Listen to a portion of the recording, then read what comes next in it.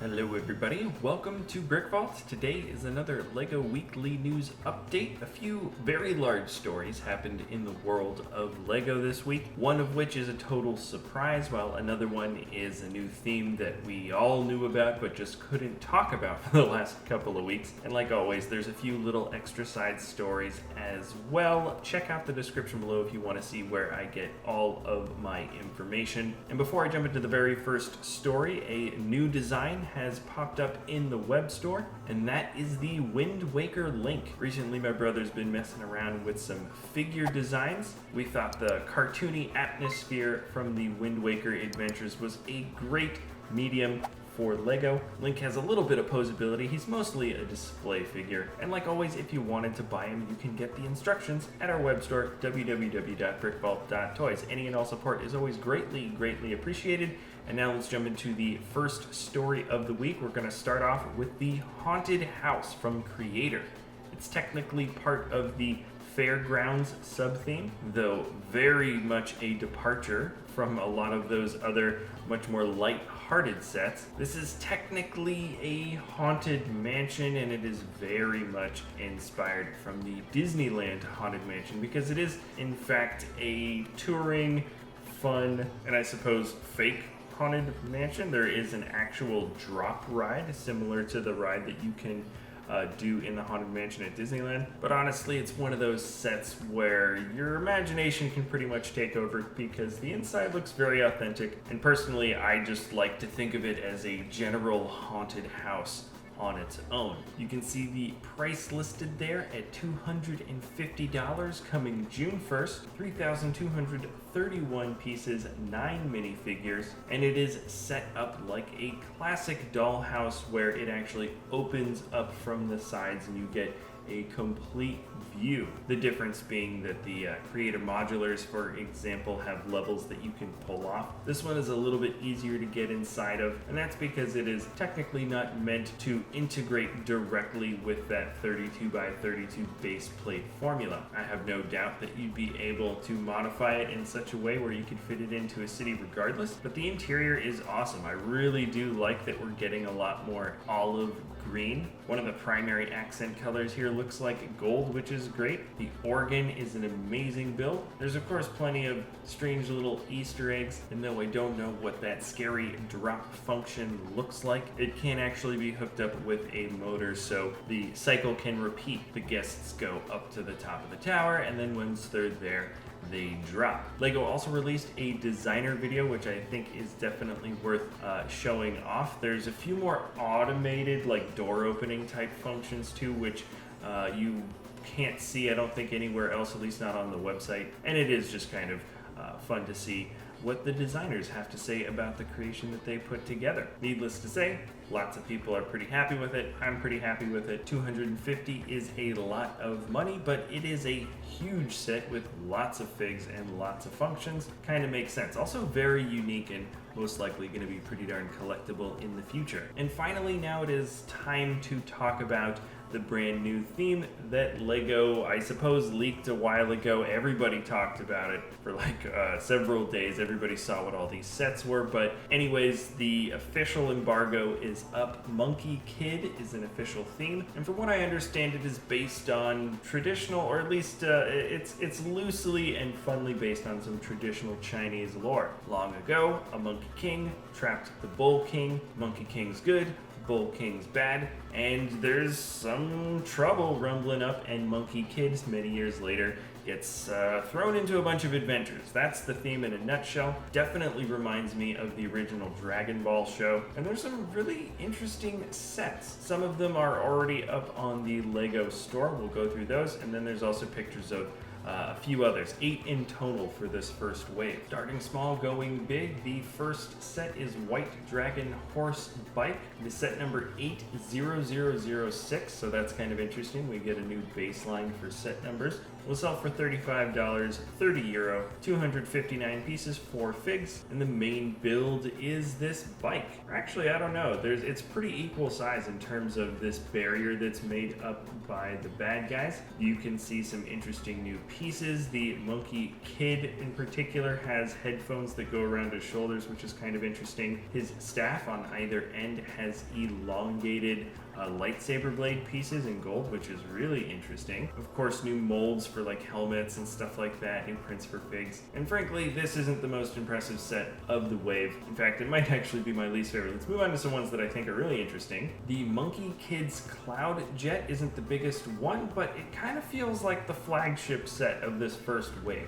We have some very interesting and complete intake jet builds on either side of this Cloud Jet. It looks cool, it's kind of aggressive, it has these very clever integrations with some Technic fin pieces. The bike is also kind of interesting. I get ever so slight Akira vibes like Kaneda's bike because that side wheel, the front wheel is engulfed in color, and just really loud bright red, really loud bright yellow. I don't know, there's just something about this set that feels like it captures kind of like the feeling of the theme. It's 529 pieces, 60 bucks, comes with 4 figs, really interesting characters, and this is definitely going to be one of the sets that we get in the studio. Here's a really unique one, Pigsy's Food Truck, $70, 832 pieces, 60 euro, interestingly enough. And this is certainly a build that would put a roach coach to shame. We have an awesome design for a pig at the top. The nose is a stud shooter. The new pig headpiece is awesome for that fig. The motorcycle molds for the bad guys are new and different, and I like them a lot. And though this one isn't nearly as flashy with the base color of white, it still feels kind of grounded and also kind of surrealistic and weird. The Demon Bull King set has some really awesome color combinations. I don't know what it is about the combination of dark purple and magenta here, but it works very well with just the not so subtle accents of trans orange. The nose ring looks great. It's an awesome brick built face for a bull, and also the dynamic stance of this particular brick built figure just looks a little bit more energetic than a lot of previous large mechs or mechas, which is this thing basically is. It is $90, 80 euro, over 1,000 pieces, and then there is the Monkey King Warrior mech to match it. So if you got both of them, they would be, I think, pretty well matched, though this Monkey King Warrior mech is huge. I think it's way bigger.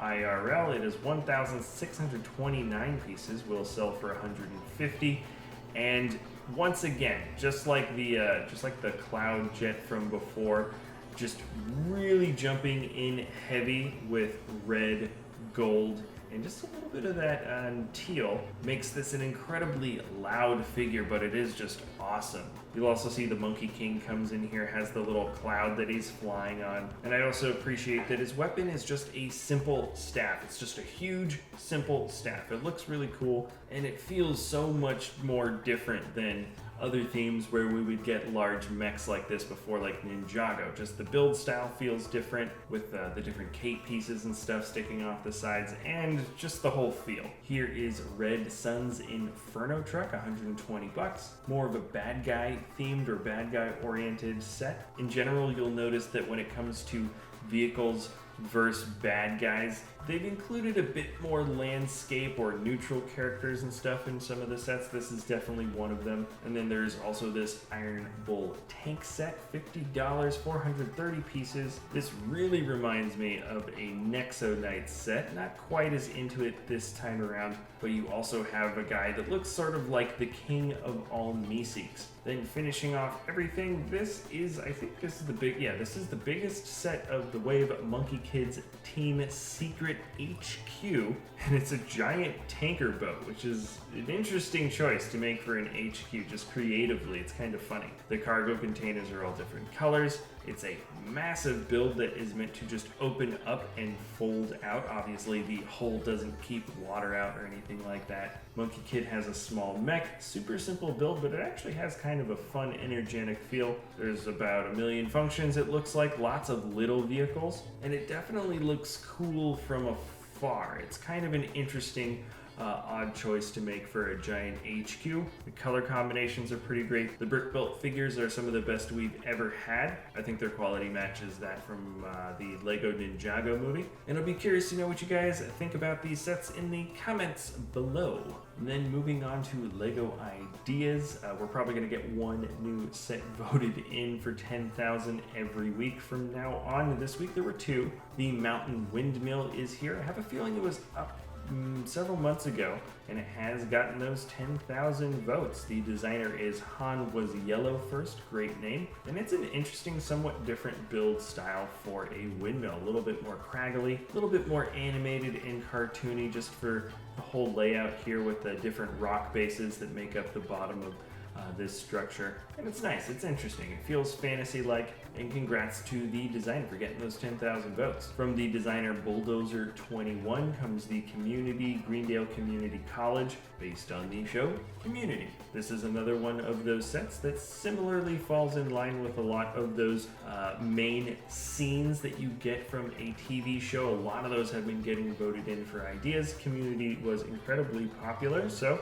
somebody made a very good build with lots of little Easter eggs, plenty of fun little design choices. I do like that back wall, and they've also incorporated the other end of the build with plenty of other scenes. This actually feels a little bit more complete as you spin the whole thing around compared to some of the other idea sets based on TV shows. I like to see that the designer has been paying attention to all the other versions of these kinds of builds that have been getting submitted, and this feels like a little bit of an evolution on the actual format, because when you turn the whole thing around, there are fun little scenes and Easter eggs for tons of different episodes and stuff like that. So it's just nice to see that this format is still being changed around over time. I would be curious to know if it gets voted through. A lot of stuff like this really just depends on licensing, and who knows, there's probably all kinds of weird negotiations in the back rooms. But anyways, congrats to the two ideas designers that got 10,000 votes.